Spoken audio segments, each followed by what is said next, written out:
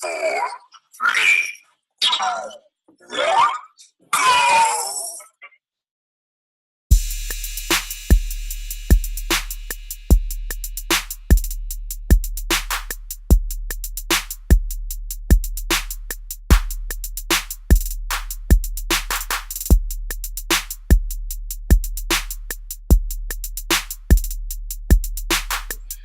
Good evening, good people. Y'all know what time it is, baby. It's AA Sports, straight sports, no chaser. You've got the super team of sports talk here with y'all, and I'm one half of it. Diego Barishnikov, the Black Dominican Russian, here checking in with my main man, my partner in crime, the 6 foot and under post-up champ, representing North Georgia. Tell them who you are. What's good people? It's your boy Uncle Hate, the other A in AA Sports, broadcasting live here on a Wednesday. Does this not feel like the quietest draft season ever? Don't it seem quiet? Like the NFL draft? Yeah, it's like not a lot of intrigue to it this year. It's like, oh, the draft's tomorrow. Oh, I mean, I can't tell. I mean, I'm tired of hearing about Kyler Murray, and so I'm ready to get it over with. The process is too long from the time these boys stop playing football in early January, and that's only a handful of teams, the ones that are in the playoffs. So it really is at the end of December, up until now. Even if just from the combine up until now, it's too much damn time. They got to move that up. And I want to say they were talking about it. I want to say they were, but you're right. It's a long time in between, and it gets old. But we're here now. It's tomorrow. Yeah. Somebody mama ain't got to go to work going forward. Somebody. A few people. Hey, man. Shout out to the mamas. Hey, man, them agents is already putting them advances in them accounts. So, yeah, they've been Gucci for a minute. But what's up, good people? What's up, good people? We appreciate y'all tuning in as always. Those of you guys that watch us on the YouTube channel, continue to do so. Watch, hit that subscribe button. Shout out to that boy Ross. I know he likes to watch us on the YouTube channel. So I've been seeing your comments and everything. And so we appreciate that feedback that you've given us. Everybody else that watches as well, leave us some feedback so we know you're there. We see you watching. We don't know exactly who watching at all times. So leave us some comments. Let us know who you are so we can give you a shout out. We appreciate Absolutely. You. We're not always right. You want to argue, disagree. It's good. We just appreciate you listening and watching. And then, like you said, those of y'all that listen on the podcast platform, whether it be Spreaker or iTunes, we appreciate that as well. So keep doing so. Keep sharing that content on your timelines. Y'all know how we start every week. Something like the news, entertainment segment of the show where we give foolishness. Last week, we made an attempt to do only good stories. We didn't do so well. I think that project got an F because we only came up with one story between the two of us, and the goal was 6. Yeah. But can we be given deductions when the content or the material ain't there for us to report? I wouldn't count that as an F. I would count that as an incomplete. I'll say I get it incomplete. Because that's not really our fault. We can't help the fact that all this BS happens every day. We really can't. I swear I tried to find good stories last week. It's not out there. And it's a lot of good out there, but it's also not our fault that the media tends to not share that stuff with us. So there you go. Yeah. So shout out to that boy, Lord Baltimore. He hit us, I want to say Thursday last week, like, hey, it was dope. Y'all looking for the good stories, but we need y'all to get back to the fuckery. Get back to the fuckery. So we back tonight. Yeah, we're here for it. So let's get it started. All right. I'm going to give an L to the Boy Scouts of America. This story came out right before we went on. It said that 7,800 of their leaders were involved in sexual assault cases against children. That was 2,800 more leaders than they actually thought. Well, run those numbers by me again. 7,800 were involved in sexual assault. That's 2,800 more than they thought that were originally reported. All y'all need y'all ass kicked. So we're talking about over 10,000 or close to 10,000 cases? Close to 10 racks. Touching little kids, man. They need their ass kicked left and right. Left and right. I always thought the Boy Scouts was whack anyway. Hey, I was in there for a hot second. I just couldn't learn how to tie that knot in 3rd grade. I just couldn't do it. Oh, shit. You didn't make it very far, though, did you? No, not at all. God, I'm like, that's one of the first shit right there that they teach you, ain't it? Hey, but won't he do it, though? The Lord protected me from them people coming after me, so. That was That was his roundabout way of doing it. God's plan, cuz. He say, don't ask you to start no fires with no stick. Nope. Hey, but your butthole was safe. That's more important. That's terrible. They need their ass kicked. 7,800 liters. They need their ass kicked. They need to be thrown in jail with that jacket on them. With, hey, I touched little kids. They'd see about it. Nature would take its course in that regard. So that girl called Karma. Absolutely, she's undefeated. All right, this next story is about a young man who hid in his girlfriend's attic for a give or take, or his ex-girlfriend, for at least 3 weeks. His name is Carrie Kokuzo. Y'all gotta stop stalking these chicks. I done had some bad ones in my time that I really like, but I ain't hiding in no woman's attic for 3 weeks. That's absurd. That's absurd. Run that by me again. What the hell was he doing up there? He was chilling in her attic. He wasn't pleased with the breakup. And so she came home. She found a blanket on the floor. She noticed the toilet seat had been moved. Her intuition told her that somebody was in her crib and she thought it was him. Well, she came home on a Saturday and discovered that he was in the middle of her bedroom and grabbed her by the face and she fought him off. You going to jail for a long time because this girl didn't want to be with you. Just move forward. Just move forward. You hiding in her attic for 3 weeks? That's some bullshit. Oh my God, he need his ass kicked too. That might be the new thing. You just need your ass kicked. So I guess it's safe to say he was living with her. Basically. Okay. That's just terrible. He ain't had no homies or nobody he could go stay with. Was it that he just didn't have nowhere to stay, or was he just crazy? Imagine if you get the bubble guts and she home, but you in the attic, so you can't go out because you ain't supposed to be there. So you just up there trying to hold it down. I mean, it's an attic, just shit in the attic. Shit in the girl attic. I mean, you already a scumbag because you hiding out in the crib, so you might as well just take a shit too. Tough break. Why not? Well, that'll give him away because then the shit will start smelling and she can be like, wait a minute. You know what I'm saying? That shit might start coming through the vents. So as soon as she go to work, he just out chilling, taking a shower, going through her food. Yeah, I'm saying eating snacks. I'm not laughing at this shit for that purpose because like you said, he's a scumbag. But these cats are crazy. Just take the L. Y'all broke up. I mean, we can laugh about it because she was able to fight him off, and he didn't. I hope he didn't, harm her too well or too good. But sometimes them stories don't end out that way. No, they absolutely don't. Yeah. All right. Shout out to her. She went about that bullshit. Nah, absolutely not. Lucky she had that thing. I'm about to say she should have shot his ass. She'd have seen about him. All right, you know what? Maybe that wasn't the dude for her. No way. Nah. If he didn't teach her about pulling out that strap when she don't think something right, that wasn't the dude for her. No way. Absolutely. Once again, people, God's plan. Here's a story, a local story. A young man who was robbing jewelry stores with a shirt that's on Good Friday at that, with a shirt that said, "Be a good human." He got $100,000 in jewelry, robbing stores with a shirt that said, "Be a good human." So he walking in with a ransom note? Nah, he's going in stores like after hours, like hitting these folks off. The irony to the shirt is ridiculous, but they're probably gonna find you. Tough break to the stores. You got insurance though. All right, people in Lyons, New York, have complained about worms in the bottom of their soft drink cups from McDonald's. You fast food workers, y'all got to stop that bullshit, man. McDonald's is already, like, in my eyes, they're not the best burger fast food wise. Wendy's got the title right now, to me.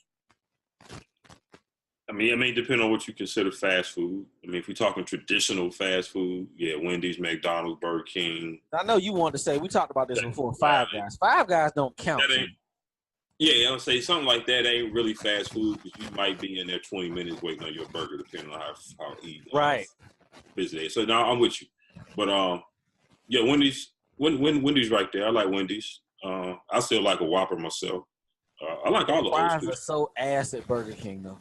I get the onion rings. If I go to Burger King, I'm getting the onion rings. Gotta get the onion rings. And then I still love Big Macs too. So it just depends on what I got a taste for. But McDonald's, y'all gotta do better. Fire everybody in there. Everybody. So what was going on with the worms? They're not cleaning. They weren't cleaning something properly. Apparently not. It was a good number of people. The health department was even contacted saying there was worms in the bottom of it. Maybe they weren't cleaning the drink machine. Cause aren't we supposed? I remember working fast food 100 years ago. You're supposed to like clean that, at night and stuff. I mean, I know these machines are a little different now. Some of them are more high tech. But yeah, the ones I remember, they had the little nozzle that you had to unscrew and soak them in water overnight. Right. Day or morning shift come in next day, take them out, put them back on. That's how we used to do it. Right. So yeah, apparently if they still got that system, they weren't doing that. Absolutely. So that's gonna be one of them. What we talked about last week. That's gonna be one of them class actions. Absolutely. Absolutely. Because I definitely say it was a worm in my drink. See, matter of fact, where was it at? Lions, New York. It don't affect us, but we can settle out of court for like, just let me get McDonald's free for a year. I'll still eat a quarter pounder. McDonald's fries ain't really good either unless they like right out the grease. Just so they got to be hot. And most fast food is got to be fresh in order for you to fuck with it. Absolutely. Yeah. Cold, especially cold fries. I don't give a damn where they from. Yeah. Cold fries that's not the business right there. That's true. All right, let me do a catch-up story and then I'm out. Actually, it's a update. You remember we talked about it some months ago about the old lady who shot her husband and killed him over porn channels? Yeah, I remember. She had cut the porn off, but homie got it back and she shot him. He was running up the bill. Right. Yeah, I remember that. She got 16 years in prison. She's up for parole in 3. She's 69 years old. Should they let that ride at 69? Nah. Like house arrest? She killed him, you said? Yeah, I mean, but they I mean, they kind of let it ride. She's going to be up for parole in 13 years. Nah, not even 13, 3. She'll be home by the time. Yeah, she'll be home soon. Well, yeah, they definitely letting it ride then. Shit, she's going to be up for parole in 3 years. Yeah, so that was an update on that. Ladies, don't shoot your man over porn. I mean, truth be told, I wouldn't have got no porn channels. I would have just been on the hub. But that's not a good look for you to be adding porn channels to your cable, especially if you live with a chick. Not a good look. So, all right, this last one and I'm out. 17 students at Walnut Hills High School in Cincinnati got a perfect score on the ACT. 17? Got cheated. You said 17 people? 17 kids got a perfect score on the ACT. Y'all cheated. But who behind it? That African-American young lady who got that perfect score down there in Florida, they was fighting that shit left and right. Like, no, this is impossible. 17 people got a perfect score on the ACT. 17? That don't sit right with me. So what happened? I mean, of course you can't really prove how it happened, but this was, I guess, falls under a good story. An additional. Did they find out some? No, this was some of that good news. And an additional 23 missed the mark by 1 point. So 17 perfect, 23 missed it by 1 point. They got that test leaked. Absolutely. Where was this at again? Cincinnati, Walnut Hills High School. Oh, okay, I got you. That don't add up. Nah, not at all. So that's all I got. I guess I got a PCA to end it off. PSA, I'm sorry. Y'all been shooting each other real hard in Atlanta lately. Y'all got to slow this shit down. This is ridiculous. The gun violence here has been off the hook lately. Way too much. Just fight. Got a problem? Somebody just swing on him. You ain't got to shoot him and kill him. Damn. Yeah, it's crazy. It's getting crazy. All right, so I got a couple stories for y'all. 1 second, let me grab those. All right, yeah. Speaking of McDonald's, people going crazy.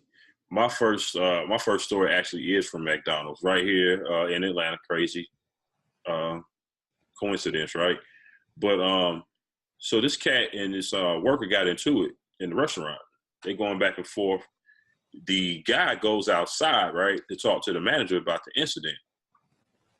Employee wasn't done. Employee came out of the McDonald's with a chair and attacked the dude, right? So he fights the worker off, gets and grabs the chair. Worker like, all right, cool. Go in the store, come back out.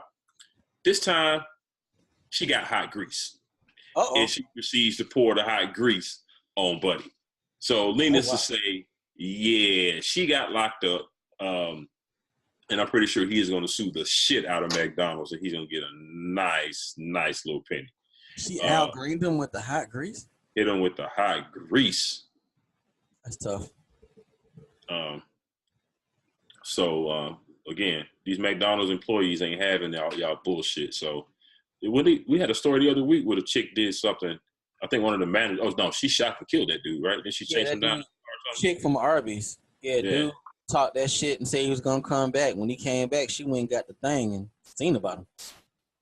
Yeah, so Buddy got the grease poured on him. His condition is unclear, but he over there at Grady if y'all want to go holler at him. This one comes out of Venice Beach, out of LA. We used to the police, fucking with people, shooting unarmed people, doing all this crazy shit, right? Right. Well, this particular police officer doing a patrol on Venice Beach and runs over somebody laying out suntanning. Now, how you run over a whole motherfucker, I don't know. I don't know if they were just the same complexion as the sand or what, but he ran over an old girl. Now, luckily, she got out of it with not too many serious injuries. She got ran over and survived with no injuries. She got run over by one of their beach cruisers. Wow. So I don't know if he just ran over her legs. I don't know to the extent of that she was run over, but she got. But she came out all right. But damn, how you run over a whole person? Were you high? Were you drinking? What the hell was going on? One or the other. Had to be high or drinking. Had to be. Hey, I'm pretty sure he'll be on desk duty or reassigned to something else. Now, the last thing I got is more of the good stuff. This one is actually a shout out to New Birth Baptist Church here in Atlanta and T.I., along with some other people that were involved in a program. Do not have the name readily available, but it was a program. Basically, they started at the start of Lent. Anybody that participates in Lent know that's 40 days leading up to Easter, where you kind of get something up, for Lent. However, they wanted to set out a goal to raise $40,000 during these 40 days for a program to help bail non-violent offenders out of jail by Easter.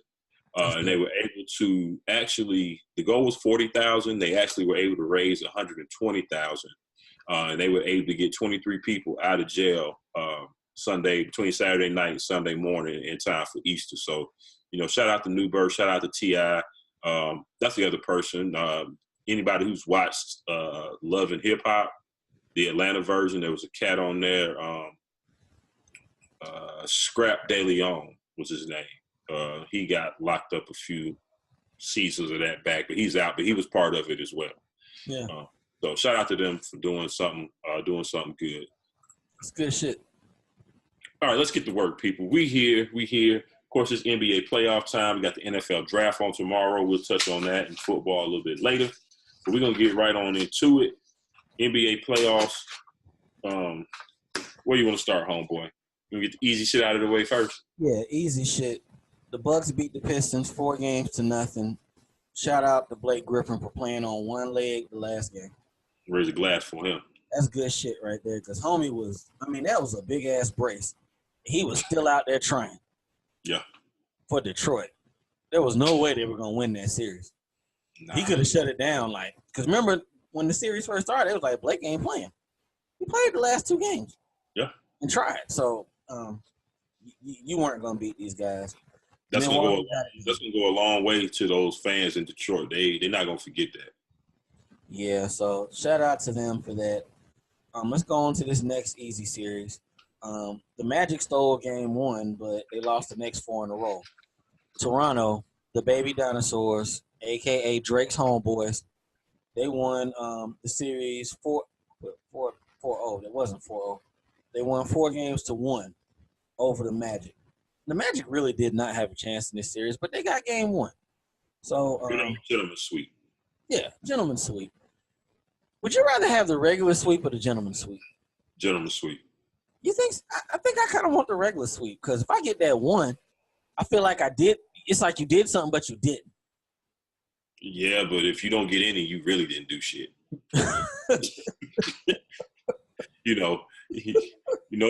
That's like getting into a fight. The gentleman's sweep is, okay, I got a couple licks in. The sweep is you got drug up and down the street. You didn't get it. That's true. All right, next up, the 76ers got it done over the Nets. They beat them. Damn, I'm just messing up. They beat them 4-1. Joel Embiid, 25 points, 14 boards, 4 assists, 3 blocks. Have we seen numbers like this from a big since Shaq? Tim Duncan. That's around the same era, though. Let's say after their era. I mean, really ain't been no big, so I guess I'm looking at shit. Tim Duncan just left. Tim Duncan was here them last few years, but was he really here? Shit, he helped bust LeBron on the ass in Miami. Yeah, that's true. That was 2015? Yeah, that's true. 14, maybe. I count them the same era, but that's but no, I get what you're saying. Outside of Tim Duncan, it's hard. No, it's hard because everybody turned into a damn stretch shooter. I like Embiid, man. I swear I like Embiid. You don't really see a lot of bigs nowadays. I mean, he's like the new age big. He can shoot the jumper, and I love that nasty streak in him. Love it. Hey, a bit of homework for Jared Allen. Lift weights this summer. You should not be thrown around the way you were this playoffs. Lift some weights, big dog. Hey, man, it ain't his fault. He really need to be coming off of the bench now that I looked at them for a playoff series. Yeah. I think he might be better suited for the bench. But I like the Brooklyn team. I think they need a star to get over the hump. Because especially this first round, we see a lot. We talk a lot about stars needing help and the others, as Charles Barkley like to quote and call them, needing to help out in order to get over the hump. But we typically talk about that later on in the playoffs. Right. A lot of these first round series show us that, like Orlando, like the Nets, that you can have very good role and very good young players, but if you don't have a star, you ain't going nowhere in this league when it comes to the playoffs, because this is not like football, or it's not like the NCAA tournament where it's one and done. When you got to beat somebody 4 out of 7 times, the better team with the star more than likely is always going to come out on top. So you got to have at least one. In today's day and age, you need at least probably 2, at least. You know what I'm saying? If you want to get to the real promised land, if you just want to win a playoff series and be content with that, then, roll the dice on what you have on some of these teams. But you need stars in this league to win. And I feel pretty confident Brooklyn will get a star before Orlando will. Feel pretty confident with that. Yeah. Now, one thing I wonder about, we've been kind of talking about these last 2 games. We talked about some possibilities for Brooklyn. We talked about, possibly Boogie, because we just talked about Jared Allen. He played good regular season. He's a nice rim protector, but he don't bring you anything offensively. And when it comes to real big bigs like Embiid, he's no match. You know what I'm saying? He ain't really a match. So we talked about Boogie being a possibility. I know early in the year when they cleared the cap space, a lot of people talking about Jimmy Butler, Kyrie, or KD, Kyrie. Yeah. I don't see them really needing. Well, I don't know. I know they need a big, but I don't know. I like that. You came with that last week, and I never thought about that before. You throw Boogie in the middle of that team with all them shooters. Right. First of all, you bring toughness all day long. I got to give you shout-outs when you had them good takes. That was a good take. I never thought about that. But I don't think they don't need Kyrie. No, Kyrie's not going there because I like D'Angelo. I like Karis LeVert. I like Spencer Dinwiddie. You know, they would be dope. They can get Kevin Durant. That probably ain't gonna happen. Well, we'll find out after May 14th. If the Knicks' whole thing is gonna change if they don't get number one. It's gonna change, people. They have to get number one to be able to get who they gonna get. But I brought them up because Jimmy Butler is a name that has come up of possibly going there. But Jimmy don't do good with young players, though, cuz. That not only that is now this series here kind of built a little bit of a little rivalry. Yeah, so now I can't really see him leaving Philly to go there. Right. I don't see Jimmy doing that. And plus, I think he's they're gonna find a way to work that out where he's gonna be there anyway. I think it's there or LA, one or the other. He's either gonna go in the sun or he's gonna stay where he's at, one or the other. But what do they do? What do they do? Because they talk about they got 2 max slots, but they're gonna have to pay D'Angelo Russell. They're gonna have to pay D'Angelo. That was my next question for you. They can't pay him. Well, he's restricted. Okay, so somebody gonna throw a poison pill or something out there. He's about 6'5", right? Yeah, he's about 6'5", give or take. I like him for Atlanta. He need the ball in his hand, though. Yeah, that's true. We got Trey, but I was just looking at playmaking and another person that can make their own shot, but we ain't going to sit there and kick out what he going to probably want anyway. I mean, do they have a choice but not to pay him, honestly? Well, that's the point I was going to try to make. You can't pay him and still get 2 max players. Because, they're not going to be able to do that. I don't think he's not going to get max money, not this year, I don't think. Nah. But you still got 2 months. I think they got a couple other people on their books that's going to make that pretty much impossible to do. I wish I had it up because I can't even think of it off the top of my head now.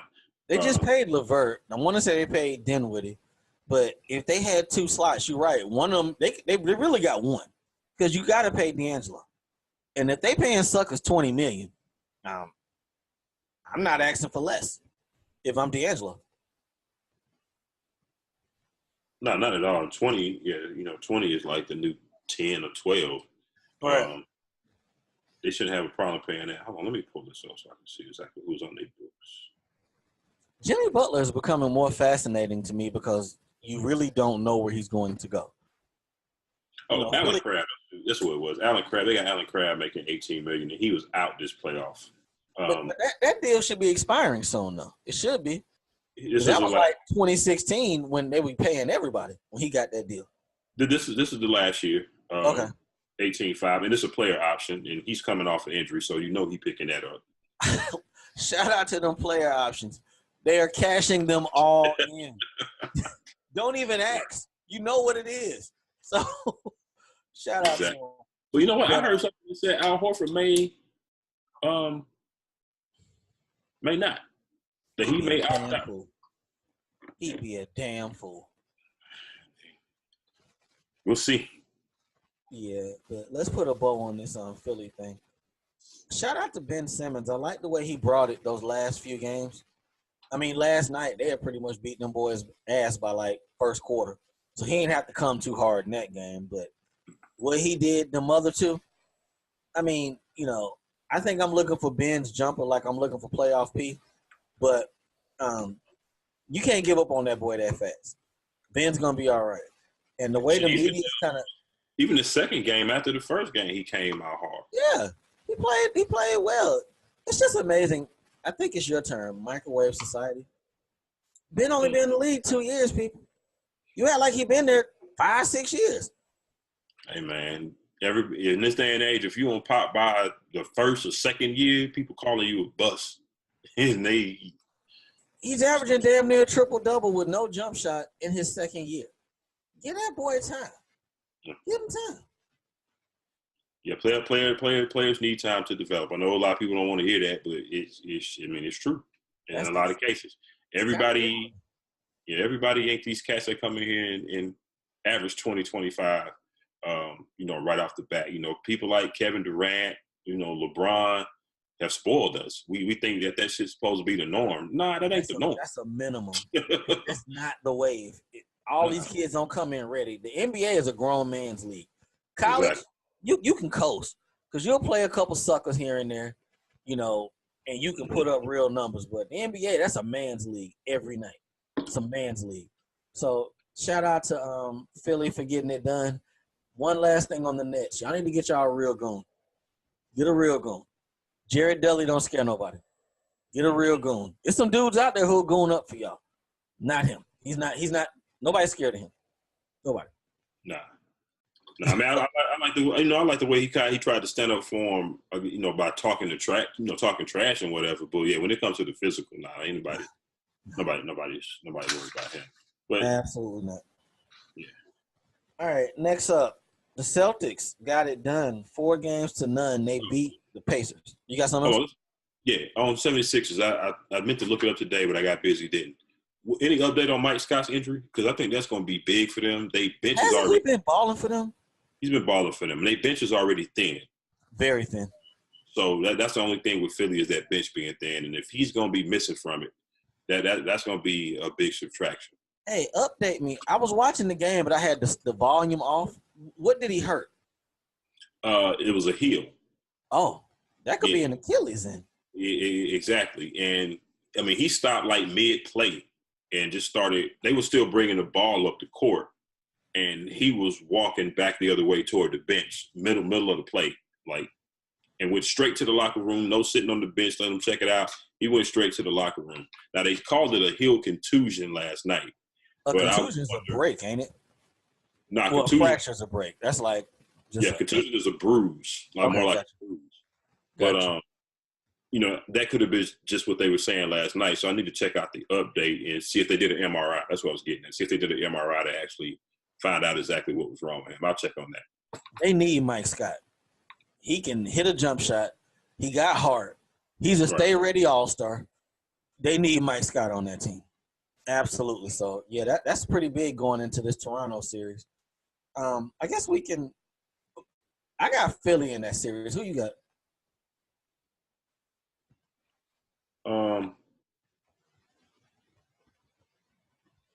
I don't believe in the baby dinosaurs, of course. I just believe that team is jinxed for whatever reason. I don't care who playing.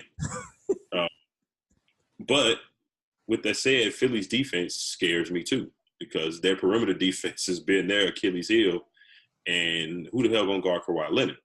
You going to throw Jimmy at him. It's got to be Jimmy because he's had his way with Ben Simmons. That's all you got to worry about, though. If you throw Jimmy on Kawhi going to have to work. I put Ben on Siakam. Who else they got? I mean, Serge might show up a game or two, give you 15, 16, 17.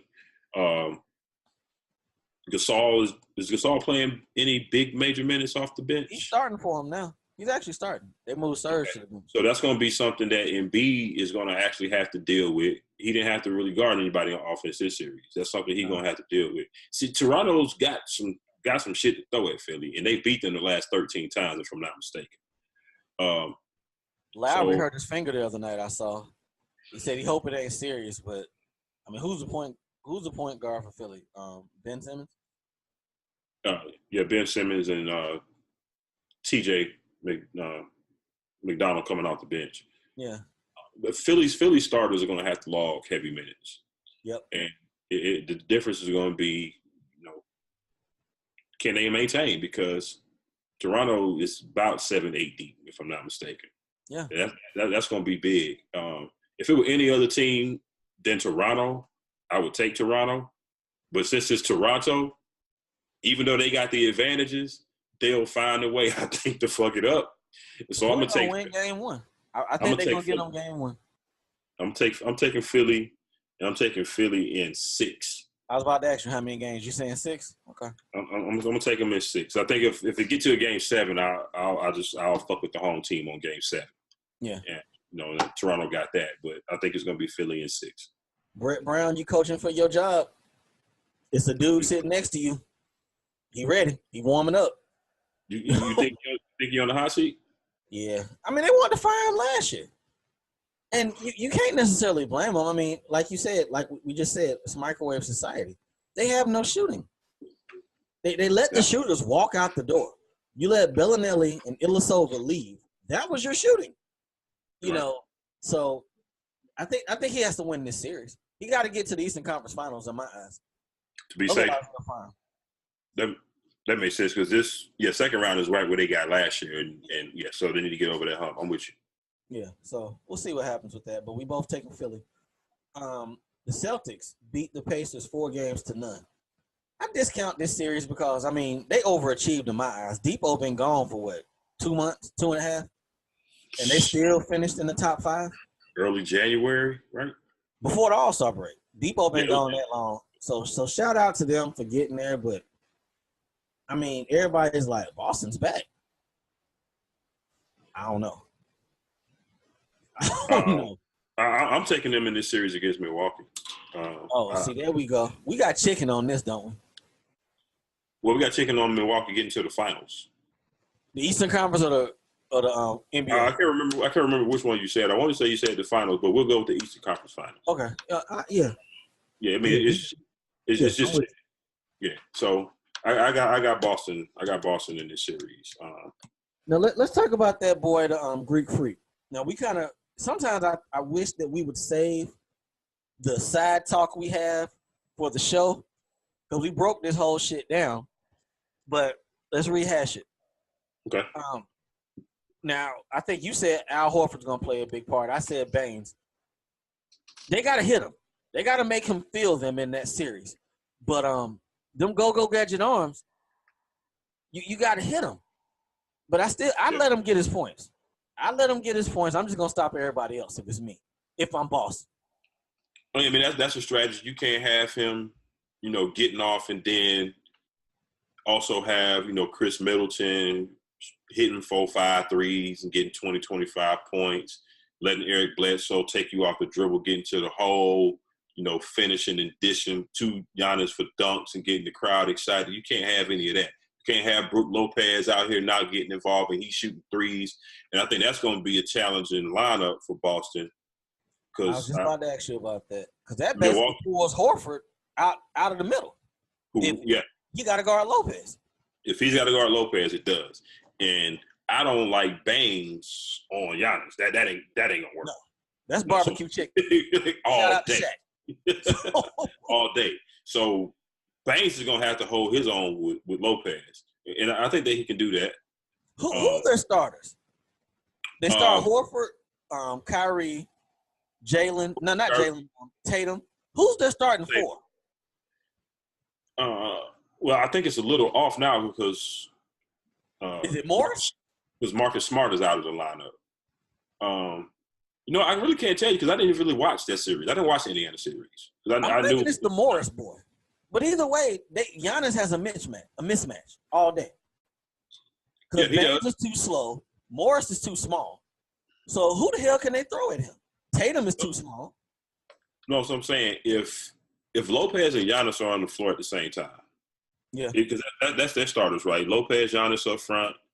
I don't believe they have a 4, so they're playing Giannis at 4. I'm thinking. Right, and then in the backcourt you got Middleton and Bledsoe, and who started at 3? They got to be a 3. I can't say. I can't think of, but Lopez and Giannis is my 2 focal points. They're going to be on the floor at the same time a good bit. That's going to cause, in most cases, Boston to play Baines and Horford at the same time. Right. Now that's going to make things, I think, tougher for Boston on defense. Right. If Brad Stevens go that route, but if that's how they're going to match up, you're putting Baines on Brook and then you're putting Horford on Giannis. Yeah. Now, I think Horford is, of course, he's a better defender than Baines. Will he be able to do enough to keep Giannis from getting 30, 40? Can he hold him to 20, 25? You know what I'm saying? Would you trip on the 30 though? I wouldn't. I trip on the 30. It's going to be how he get that 30 though. There you go. And force him to shoot jump shots, which I think that Boston is going to do. They're going to do a lot of sagging in the lane. Remember, you jump over me, cuz I'm sorry. I'm giving you 10, 15 feet. I'm looking for them to play Giannis similar to how they played Ben Simmons last year. Yeah.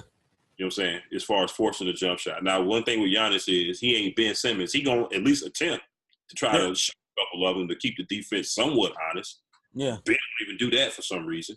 No. But it's gonna be interesting. But it's got to be Bledsoe and Middleton that's got to step up. They tend to not step up in the playoffs. They got to step up. Can Bledsoe stay in front of Kyrie? I think he can. Yeah, I think he can. You gonna make him work, or is Kyrie gonna still give him that work? You think he's still gonna cook him? Yeah, but he got to make him work for it though. Yeah. And Bledsoe's got to make sure he keep his head in the game. He can get down and soaking and letting somebody smoking him on one end starting to affect his other aspects of his game. He just got to kind of stay mentally focused and stay in the game because Kyrie gonna get his. Who got better others in your mind? I like Boston still because they've been there. Yeah. I'm still kind of old school. I think that you got to get your heart broken. You got to learn how to win in the playoffs before you can actually get over that hump. Yeah. And I just don't think this year is Milwaukee's year. I think maybe next year, but I think this year, I think Boston is the team to knock them out. Possibly. Boston's playing. They got a lot on the plate in regards to that too, though, because it's like the first round didn't matter, but now we've come to what I like to look at it as the get money rounds, because playoff success will determine a lot of this free agent shit. In my eyes, it will. It will determine a lot of it. If Kyrie and them get swept or knocked out in the gentleman's sweep, he's out. And I think he's out now anyway, but he'll really be out. No discussion if they get knocked out in 5. I'm gonna still take Milwaukee. I think Giannis is playing at another level. They got nobody to put in front of them. But like you just said, those others, Middleton and Bledsoe, got to bring it. Mirotic got to make some shots. That boy Lemon Booty Hill, he got to show up.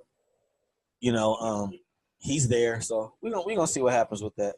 How many games you give this? And they got players. No, they got the players. It's just I think Boston is gonna force Giannis to shoot jump shots, and can he make them? And then Middleton and Bledsoe, can they do what they haven't been able to do in past years and then step up? If they can do those things, they'll beat Boston in 6 games. Coaching advantage, is it a push or you lean in a certain way? Bud and Stevens.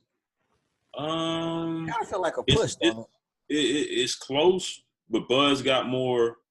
No, not Bud. Stevens got more playoff experience. But Bud had been around. Yeah. Well, Bud wasn't a head guy. Yeah, I was gonna say he's been around with the Spurs. That's what I was gonna say. He's been around with the Spurs a lot, so I guess you can't really discount that.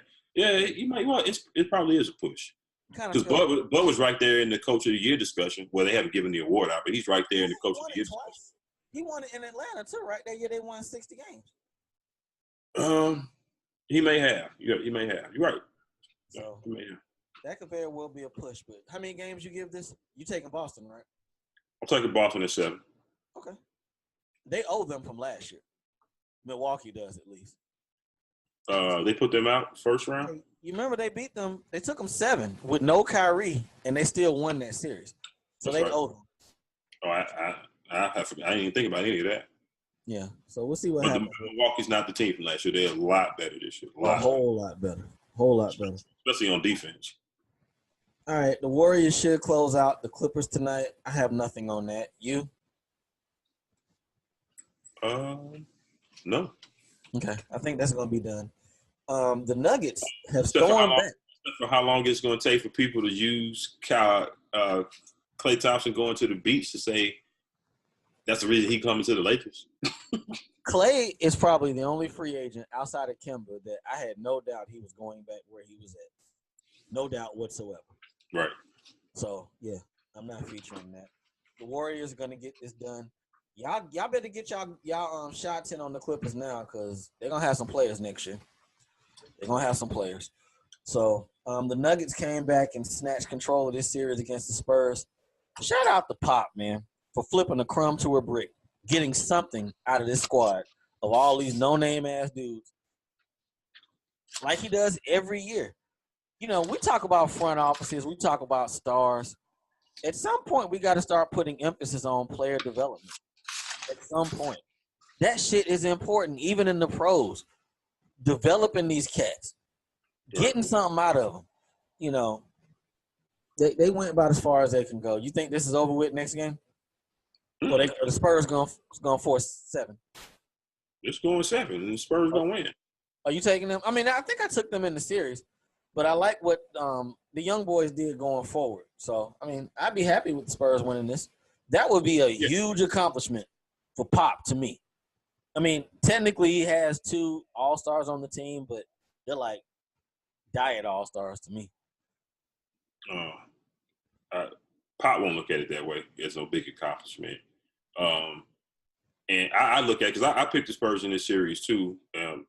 One of the reasons was what I was just talking about Milwaukee. This is a young team. They've never been here before. You got to learn how to win. I don't care if they were the number 1, number 2 seed, whatever they were all year. This is a whole different beast. Nobody respects them. Nobody. I mean, I respect them because especially when they at home, they got some firepower. Don't get me wrong. They got I don't know what I like about that team. I guess that's my. I like Joker. But Jamal Murray is up and down. He is. I mean, I like some of their bench guys like Will Barton. I like some of those cats that come off the bench and can fill it up. But I just think that the Spurs experience at some point is going to take over in this series. I just think that this was a 7-game series. Game 5 last night, Denver took care of home. I think the Spurs are going to take care of home Game 6. And Game 7, it's going to be a close game. It's going to come down to experience and coaching. And that's why I think the Spurs will pull it out at the finish line. Yeah. I can live with that. The Rockets play the Jazz tonight. I'm kind of disappointed that they let this shit go 5 because I thought they would have closed them out the other night, but Donovan Mitchell went ham. I think it's over with tonight. You got the score? Yeah, it's 60-50 Rockets. 6 minutes and 30 seconds left in the third. If we're being honest, the Jazz should have won Game 3. James Harden played probably the worst game he could have played, and they still won that game. It should be 2-2. He's 0 for 15. 0 for 15 from 3. Well, when you have multiple, stars or all-stars, and then you have serviceable other pieces that you can overcome something like that. Now, even though he went 0 for 15, I think he still hit like 13 or 14 free throws. That's him. He's going to shoot them free throws. You know what I'm saying? He gonna get his free throws, and then the Rockets, they're gonna take 50, 60 threes a game. That's crazy. And I think they still hit their threes at a pretty high clip that game. So they are a pretty well-rounded team. I thought that when they got rid of Melo early in the season that it was too soon, that they didn't really give it a chance to work. Games. They kind of knew what they were doing because I don't think they would have gotten to this point if Melo was still there. Melo's main problem, and honestly, I can't even shit on this. It's his main problem. They were going to put him in pick and roll left and right on defense. And Melo don't move side to side. He can run up and down, but that side to side, they were killing him in the pick and roll. Yeah. So they could not let that ride. They added some young defenders who can shoot the 3, can move their legs. Can't knock them for that. Daryl Morey has made some good pickups this year. Austin Rivers, Shump, Fareed. Them some good pickups. Fareed, Nene was, even though he was good and serviceable last year. Yeah. Fareed sent him to the bench. Yeah. Or is he hurt? Ain't nothing wrong with Nene, right? Because Nene been around since like 98. I don't think nothing really wrong with him, but I'm saying Fareed to send him to the bench. So yeah. I mean, Nene could probably give you a solid 5 minutes and boom on somebody. And foul somebody hard. So I was going to say, that's a goon. You need somebody to take a flavor one, Nene. Nene was an old school stay ready all-star. He was there. So yeah. All right, let's get to it. Oklahoma City and Portland. We got to spend a little bit of time on this one. It's time. All right, we talked on the side about this. You told me they were done last night. I said, man, this is their last stand. Russ has to show up. He has to show up. I mean, he was there for about 48 minutes in the game. He was there for about 42 of them. They showed up. They had the game in hand. I'm gonna tell you, Russell's the only person I watch in the NBA to where it's like I spend the whole game. Like, Russell, don't shoot that. Don't. Shit. Russell, take your time. Damn it. Mm-hmm. Russell is that guy. He keeps you on edge because I honestly don't think he can control himself. I don't. I really don't. It's like you be happy with the good, but you be thinking the bad the whole time. You cannot shoot 30 times a game and only hit 7 shots. 5 to 7 shots. That shit is ridiculous. Yeah, man. And I don't know if I know I've said I can't remember whether it was on the last week's episode or on another conversation I was having with somebody. But it ain't the fact that he's just missing shots. It's the kind of shots that he's taking and missing. Like 20 on the shot clock and he's just chucking it up. Nobody under the board. He know what I'm saying? He chucking up shots. Like, dude, just what do you those are basically turnovers. If you're coming down firing up a 25-foot jump shot when that ain't remotely your game, that's a turnover. And I swear, I think I spent time on this show defending Russell Westbrook.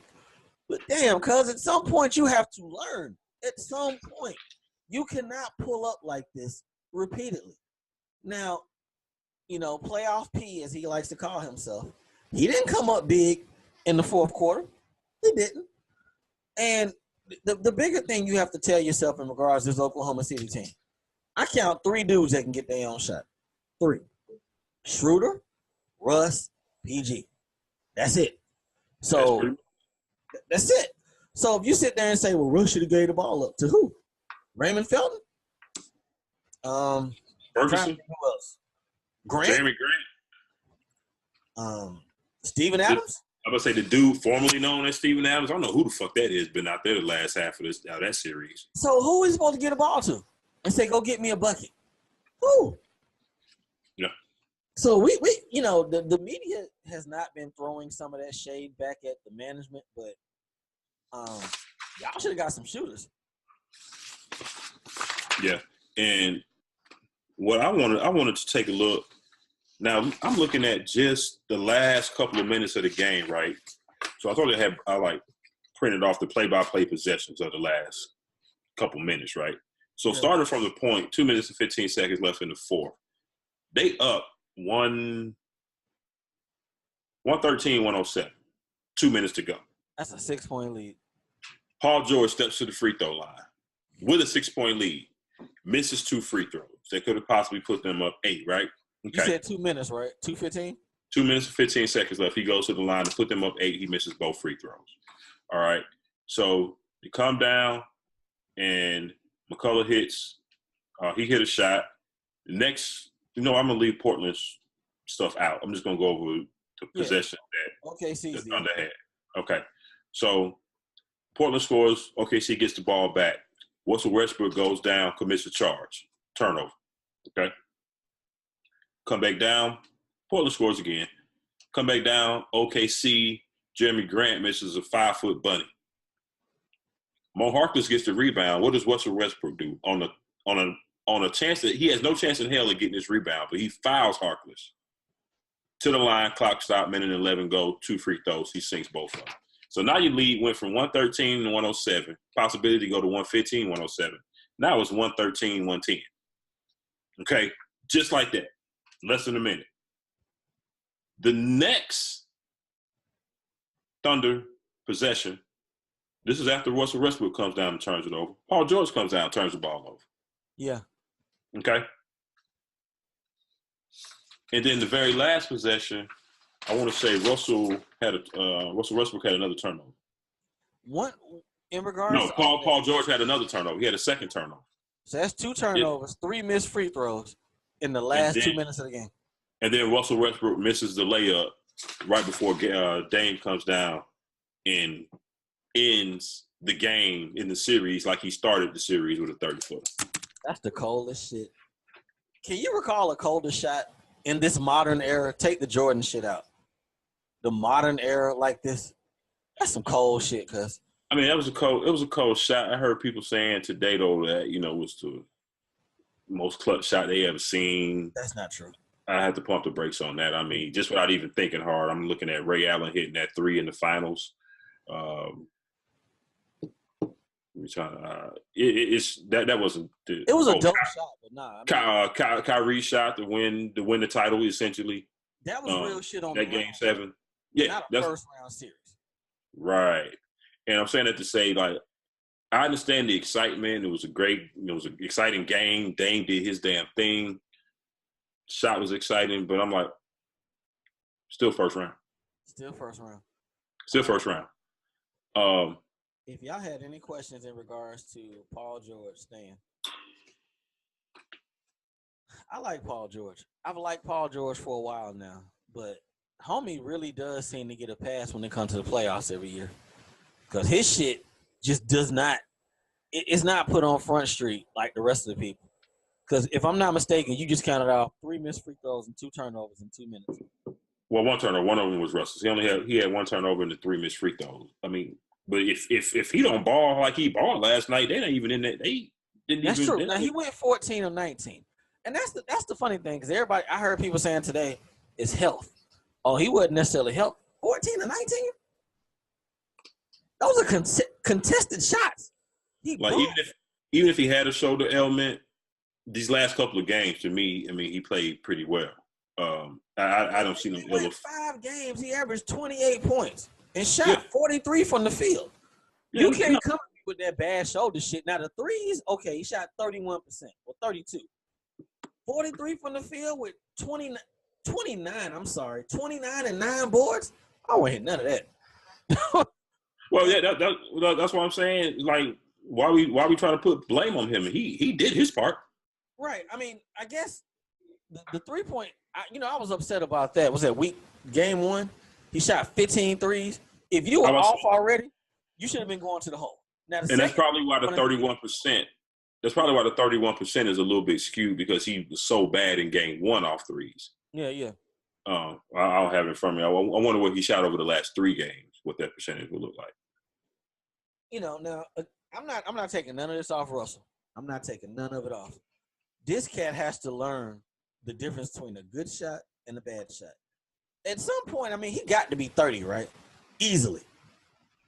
I mean, he's been in the league 10, 11 years. He got to be 30. So if at this point, maybe he just flat out don't know. Maybe he don't. And that shit ain't changing no time soon. He told a reporter that last night. He's like, I'm not, when you know me, have I changed my game in 11 years? Is he this generation's Iverson? Because it sounds the same. Yeah, about not changing. Yeah. I mean, with Iverson though? To me, when he was in his prime, when he was still the head honcho on the team, it wasn't really about changing his game. He just never had help. Yeah. Paul George needs to change his approach on how not Paul George, but Russell Westbrook needs to change his approach on how he plays a little bit, in my opinion. I've never seen no shit like this in my life, dog. This cat does not understand the difference between a bad shot and a good shot. Like, legit does not understand it. Hey, man, sometimes that confidence can work against you. He got a lot of confidence. And, we gotta keep moving. But before we get off of this, at the end of the day, they got what they got. They got a lot of people on the payroll. It ain't going nowhere. They owe Russell Westbrook $171 million over the next 3 years. He's going nowhere. I mean, he's owed a lot of money. Paul George owed money. Schroeder got 2 years at 30. Stephen Adams still got about $50 million left. So, I mean, they got what they got, like you said. Before we get off of them, I did want to induct Damian Lillard into a new elite club. Oh yeah, that was on here. Absolutely, Dame. Salute. We've been saying it's not a surprise to us, because we've been saying for years, Dame can hoop. Oh yeah, absolutely. But that's not the club I want to induct him in. The club I want to induct him in is, see, now all these years you've been wanting you're just due, and rightfully so. You've been wanting to be recognized. You battled and battled till you finally got on the All-Star team. And, you know, they finally started recognizing. Now you're on the big stage. You won this first-round playoff series. I want to induct you into the expectation club.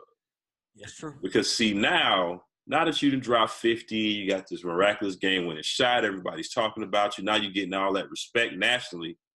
Now the expectations come. Yeah. So just be aware that the same way they hyping, and they building, they got you on the throne right now. Maybe not this year, because I think they'll give you a pass this year because of what you've done so far. But come next year, the year after that, the next couple of years, if you don't get to a conference final or get to a final, and you kind of become stagnant around this second round, watch how that flip around and turn. Oh, absolutely, it changes. Watch how that flip around and turn.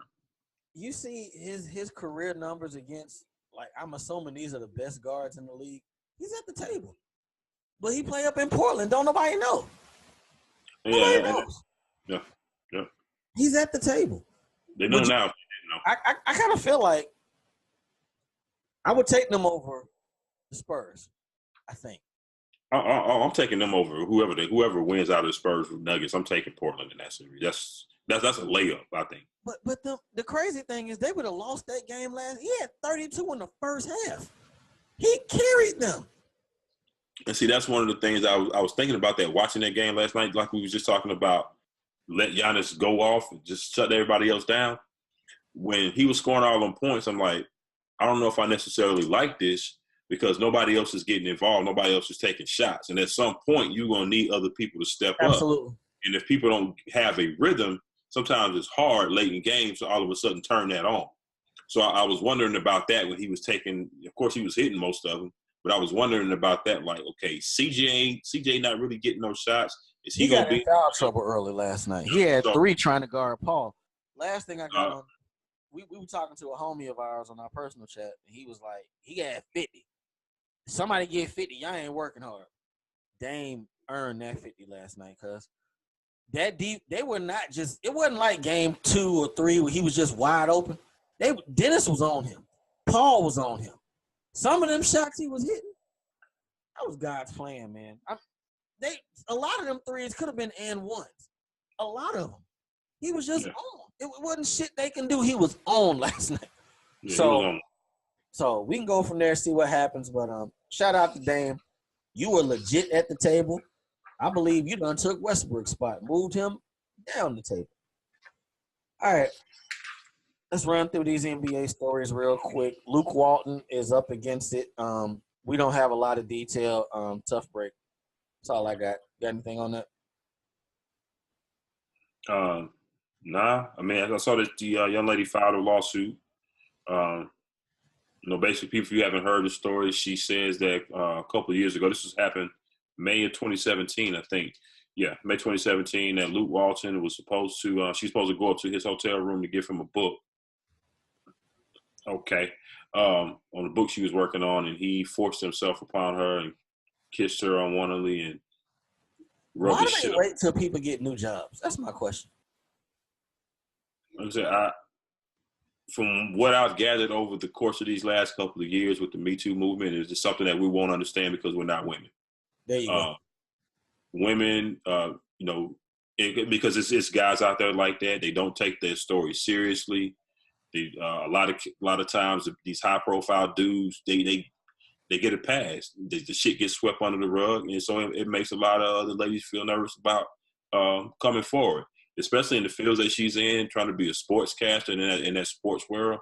It's already hard enough for women in that field as it is. So I can understand why she didn't come out. Now, outside of that, I can't say why she waited so long, or why now, why the timing of it. But apparently it had something to do with her still working with the Lakers and that TV network. And now maybe because he's gone, she felt a little bit more comfortable in doing it. That's all I got on that.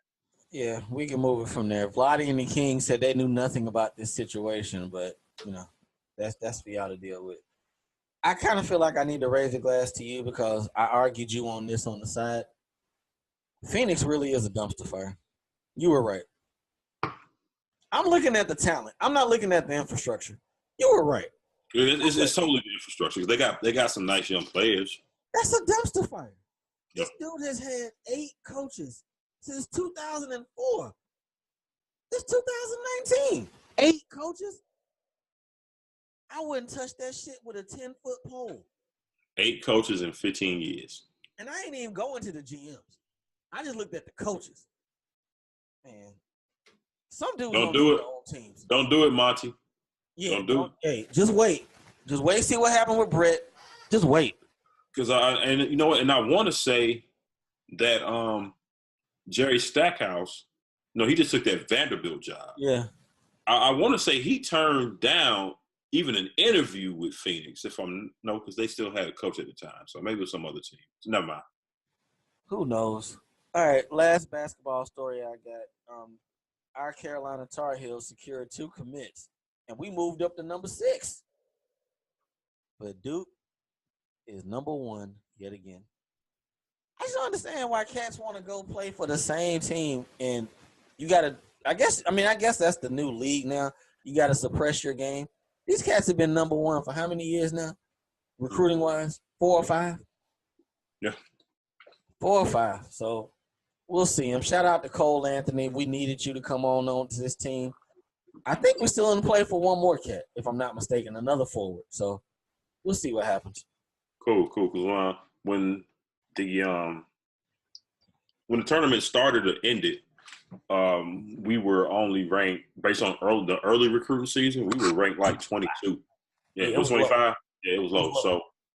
So, closing some deals on these cats is what's up. So we reloading to to make another run. So we'll see. We'll see what happens. Absolutely. All right, let's run through this football. Frank Clark, I think I hit you on Monday. And people, it's just like a lot of these conversations we've had since we were in 9th grade. I'll come at him with something exciting to me, and he'll hit me with a real bland answer. I hit him about Frank Clark. He's like, he's going to be on Seattle. Just like that. End of discussion. That's that. Well, Frank Clark got traded, and I feel like that didn't work out. Kansas City gave up too much in my eyes. Bruh. Way too much. I think I hit you a couple weeks back like, well, damn, is he really that good? And you hit me back like, well, the numbers over the last 3 years kind of indicate it. I mean, he's had pretty good sack numbers over the years.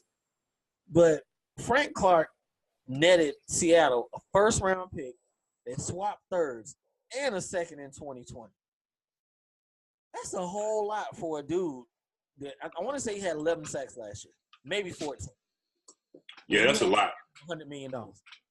That's a lot because when we were talking about him a few weeks ago, we were looking in terms of what we thought Seattle would have to pay him. Right. And he's right up there with the people that just got paid. Right. But with this particular trade, I mean, they gave up a first and a second. I mean, let's put it in comparison. Of course, I put it in comparison to us acquiring D Ford, who was franchised by Kansas City. Ironically, same team. We gave up a second-round pick next year. That's it. Kansas City gave up a first this year, a second next year, and they swapping thirds this year, I believe. Yeah. For Frank Clark. Now, according to PFF, D4 was the number 11 ranked pass rusher last year. Frank Clark was the 18th ranked pass rusher. D4 got 5 years, $85.5 million, 33.3 guaranteed from San Francisco.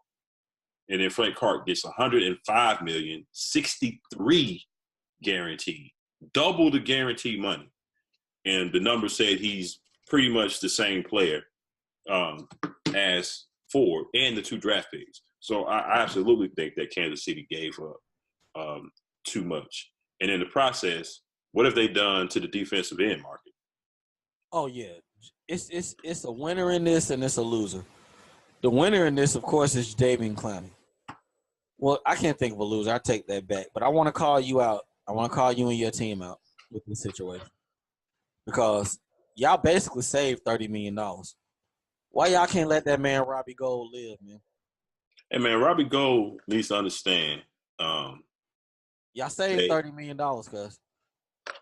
Robbie Gould needs to understand we do contracts one way, and that's team friendly. So I'm not sure what proposals that he had submitted to us that we had not accepted that he finally pulled the other day and put out this he wanted to be traded thing. But pretty much 49ers have said Robbie Gould kicks for us this year or he doesn't kick. I mean, no, don't get me wrong. I understand, if the man want to be back in Chicago with his family, because he's got young kids, like I think 3 and 5 years old, they said. Yeah. He wants to be back, closer to them. I understand that. They said the man lived out of a hotel all year this year playing for us. So he hasn't settled down permanently anyway. So I get that. Hey, man, that's the tough break of the business. You feel legit good about strong arming the kicker? Hey, man, he knew what it was when we franchised. When you franchise a kicker, you don't give a fuck. You don't give a fuck when you franchise a kicker. And quite frankly, I don't blame him looking at that damn deal that Justin Tucker got today. Yeah. But so I just think we need to make have a backup plan, because like I was telling you yesterday, Robbie Gould's been playing this league for quite a while. He could very well say, "Oh, y'all won't trade me or release me? Okay, I'm done," and just walk the fuck away. There's nothing stopping him from doing that, and then that would leave us ass out without a kicker. So we need to, in my opinion, call Matt Bryant's agent like ASAP, and try to get him in there. All right, let's speed this thing on up. But no, I don't feel bad about strong arm the kicker. I sure don't. That's a damn shame. We ain't got to go into these comments with Odell. We've been running long. I like what Odell said in regards to Dave Gettleman basically saying they don't have a culture problem anymore in the Giants. Odell comes out and says, I am a cancer to a place that okay with losing because I want to win that bad. I'm with you on that. I ain't got no problems. I want to win. I don't know if the Giants know they got a plan, so we can leave that at that. Ben Roethlisberger, you ran off the top wide receiver and running back on your team, and the Steelers rewarded him. They gave him an additional $37.5 million on top of the deal, the year of the deal he's currently on. So, I'm sorry, $68 million over 2 years. So, he's around $30 million plus a year. They ain't had no choice. They put their chips in the middle of the table with Ben. I would say he only had 1 year left, so they had to extend it. Yeah, he got his money. We're going to see what happens with that. Josh Gordon signed his tender to stay with the Patriots. Is he on the field next year for them? I don't even know. I mean, I thought he got suspended again last year. Ain't he done?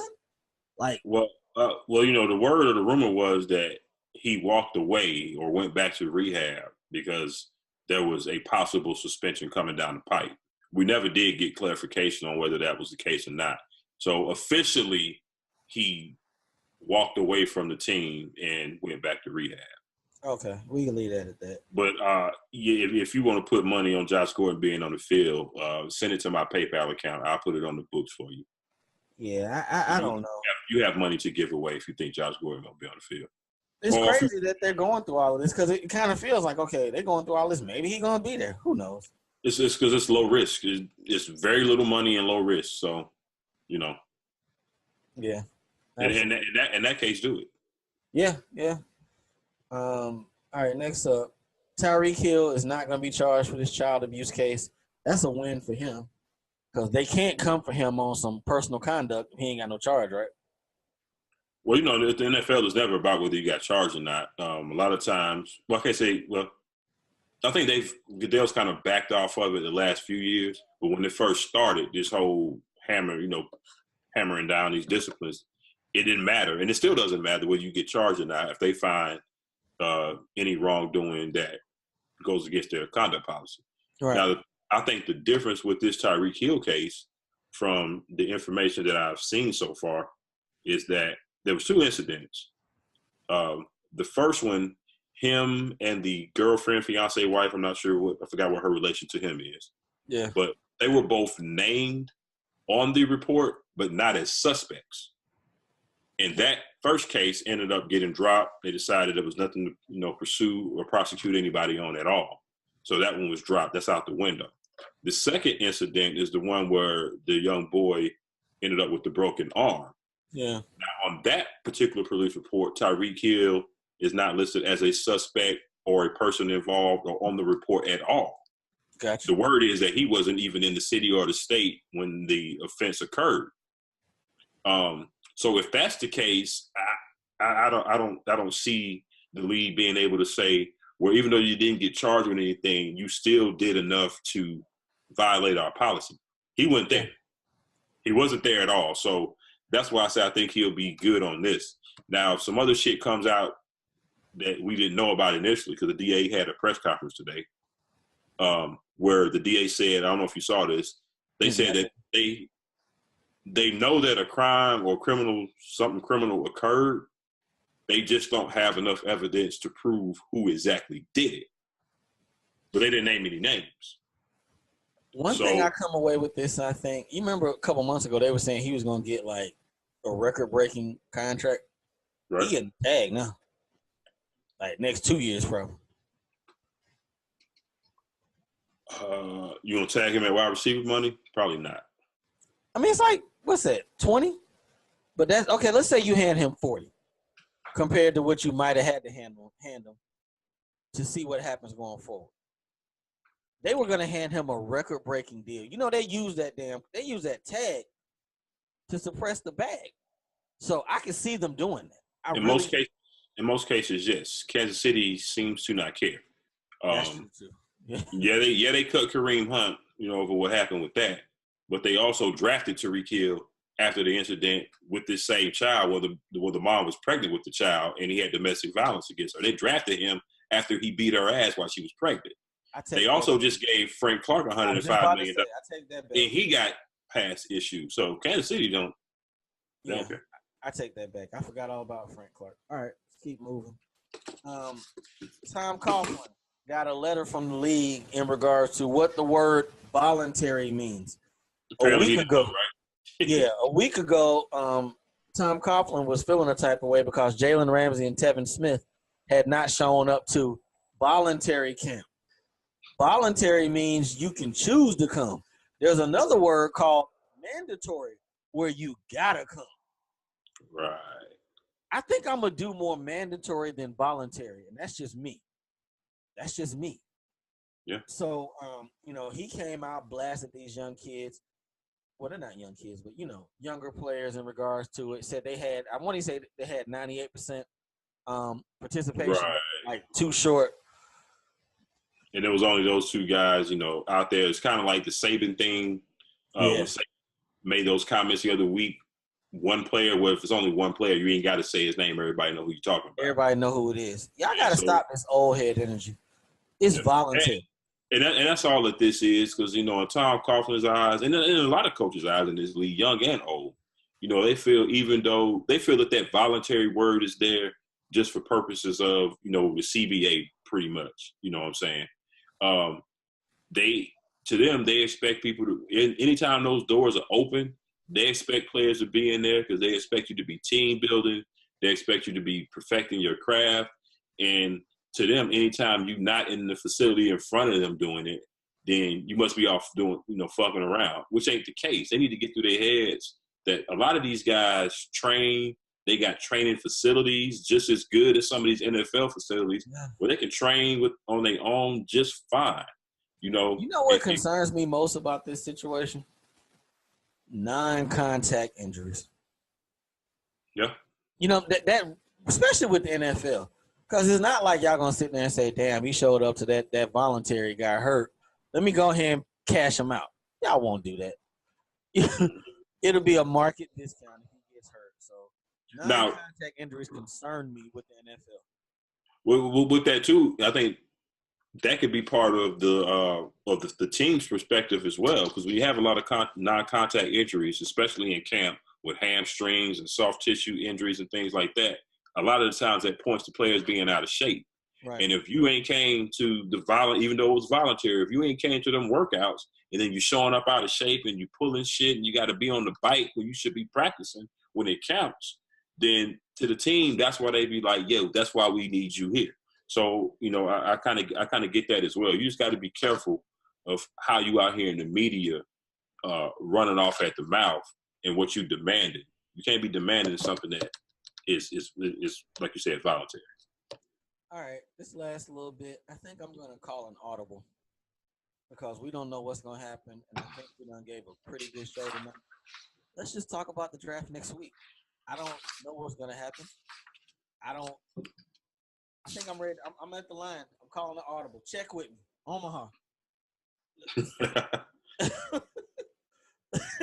Which, I got you. I got you covered. I got you covered. Let's just see what happened tomorrow night. I'm gonna cut my rod off. I'm gonna cut my rod off. There you go. There you go. So we'll find out. We're but the things what pick y'all got? We got 16. We're either gonna take an offensive lineman or a defensive edge rusher. One or the other. Is that what you're looking for? Yeah, that's what we need. It ain't gonna be a safety that high. We ain't taking nobody on offense. So one way or the other is gonna happen. I guess we can talk quickly. I'm not believing any of this shit. Kyler Murray is gonna be an Arizona Cardinal tomorrow, right? I mean, I tend to listen to Todd McShay, and he said he's 99.9% sure. So I believe that cat. I believe him, Bucky Brooks. I like Joel Klatt. I believe he tells the truth. He's been saying for weeks he's going to the Cardinals. Yeah. A lot of these cats on there, they just be lying, but I believe them. So we're gonna see what happens with that. Now, if they don't take him and they take Bosa, you good with whoever's there at edge? Or Quinn, who would you take? Williams or Allen at 2? I'm taking Josh Allen. Okay. A reason being, and I know they say Quentin Williams. A lot of people got Quentin Williams as the best player in the whole draft. You know, I keep hearing Aaron Donald. Is he that? Yeah, I mean, a lot of people are saying Aaron Donald. I mean, with Alabama having so many dominant players, you know, I haven't broke down his tape to see if you can see any flashes of that. But if he's Aaron Donald, then he's damn sure going to be worth it, and maybe we'll regret it. Right. But we've taken defensive tackles 3 out of the last 4 years. We got a surplus as it is right now, and we've got one in DeForest Buckner that was a Pro Bowler last year. I think he had 9 or 10 sacks from the defensive tackle spot. So I would just be a little weary of another defensive tackle.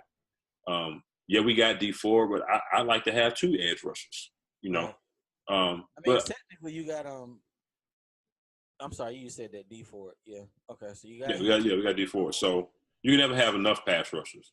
But when we win a spot where I'm gonna be happy with whatever we take, it's gonna be Nick Bosa, Quentin Williams, or Josh Allen. Even if we get Quentin Williams and we pair him with DeForest Buckner, shit, you can do just as much damage getting pressure directly up the middle in the quarterback's face. Yeah, you know, sure. Just as you can from the outside, and maybe we can package the other 2 ends that we got for something else. So I'm just waiting. I'm just ready to get it over with to see what we get with that pick. Hell, maybe we even trade back and get some more picks. I want to see us at some point go after one of those top 3 receivers, whether it be early second round or so, whether it be Hollywood Brown, A.J. Brown, or I can't forget the third cat's name that I looked at. But it's some cats out there at receiver that I think we may be able to grab. So that's what I'm looking for. Yeah, at the end of the day, it's going to move fast. I'm looking forward to see what happens with Dwayne Haskins. I want to see where he goes because it's some teams that need a quarterback. It's some teams that need him. And I kind of like him in Washington. I keep hearing this Daniel Jones thing from Duke. Yeah. I'm confused about that. I think that's one of those things that they're throwing out there. You know, you hear a lot of – it's line season. I think that's one of those things that is being thrown out there to kind of throw some people off. Yeah. Because the first time I heard about his name coming up in top 10, top 15s of drafts was tied to the Giants. And the whole, you know, because he got the Eli Manning coach thing and whatever. But a couple people that I've heard talk about him say none of that means anything. They say this cat got a slow release. Right. They say he's not particularly athletic in or out of the pocket. I mean, how much competition is he legit seeing? I mean, of course, you got Clemson in the ACC. I mean, you get your ass kicked by Clemson, Miami, Florida State. I mean, we're talking about teams that got names, but they haven't been particularly last year. Like they were. Yeah. Well, Clemson, of course, take that. Well, Clemson, but not FSU was horrible last year. Miami was horrible last year. Yeah. So in the ACC, yeah, he's not getting much. So past that, it's like those early mock drafts. DK Metcalf was like high. He been slowly dropping. And a name that's on the rise. He started this season before the college season started. He started out as a lot of people's number one pick, and then he kind of slid. He had some injuries too toward the end of the season. But Ed Oliver is starting to shoot back up a lot of people's draft boards. I know I saw a few mocks that had the Falcons targeting him at around 13 or 14. But I've seen drop that far. I was seeing some stuff now that after the I want to say before the combine, after the season before the combine, he had dropped down to like in the 20s, according to a lot of people. So he's been creeping back up. I'm trying to figure out how that boy took that picture standing on that horse, and the horse didn't move. Huh? Ed Oliver took a picture standing on a horse, like what? Like, and the horse didn't move, just like legit standing on a horse, and it didn't move. Horse a couple thousand pounds. I mean, but like it wasn't moving. He was just standing there still, like big dude like that. So that's whoa. But we'll see what happens. We called an audible on this. It's gonna be interesting. But as long as I come away with at least an offensive tackle and or a defensive end, I'm good. The draft really starts on the second day. Seattle got 2 first-round picks now. We're gonna see what they do. The Raiders got to be the most important team on there with 3 first-round picks. I kind of thought that was shitty what Gruden said to Mayock the other week, like, don't mess this up. Yeah, I was like, you're not gonna be in the draft room with him? Y'all on the same team, And then did you see last week? End of last week, they sent the scouts home. Yeah. Saying that they don't trust them to not leak what they gonna do. Like, really? What the hell? I heard that they were saying that those dudes were Reggie McKenzie's guys. Why you fired them then instead of having them around the whole time? And I'm like, okay, I'm not deep in NFL circles. I'm like, I don't think that's a common thing to do, to send your scouts home a week before the draft true enough, you should unless your board is flat out finished, then you don't need them dudes. But yeah, I say looking for it. You're trying to finish up. Yeah, we'll see what they do with them 3 picks. I'm interested to see what the fuck the Giants do. I have no faith in Dave Gettleman. What the Giants need to do, first thing tomorrow, go ahead and send that 3rd or 2nd to the Cardinals for Josh Rosen. Do it. That'll change your whole board. I think a better idea would be to call John Lynch and the 49ers. There you go. And give up the 6th and the 17th pick. Move up to 2 and make sure you get whatever guy that you want to get. That's what I think the Giants should do. They better not do that shit. I ain't going to be sitting there policing folks left and right. That's not going to happen. I think that's what they should do. Nah, that won't happen, and I rebuke that in the name of Jesus. All right, people, we're finna get up out of here, man. Let me check the score of this game. Hell, the shit might be over by now. What game on the? Oh, that's right, Rockets and the Jazz. Oh, we got a very tight game, 94-91, and just a minute and 59 seconds left. Who? All right, Rockets. Hey, tell these people to reach you out on social media. At Rike6000, holla at me. I talk sports. All right, good people. You can find me at Diego Barish. I'm on Twitter as well. Don't forget to check out the AA Sportscast Twitter, Facebook, and IG page. Uncle Hate over here shooting like Westbrook. Also check us out on the YouTube channel. Don't forget to watch, hit those subscribe buttons. Leave us some comments, some thumbs up or down. Let us know what you feel about the show, and we'll get back with you. We'll give you some shout-outs on the show as well. So for the boy Uncle Hay, for your boy Diego Barish, we are out of here. We are AA Sports, baby. Straight sports, no chaser. Enjoy the draft. Enjoy the NBA playoffs. We'll be back with y'all next week to chop it up about it all. Y'all be easy out there. Have a great weekend, too. Peace.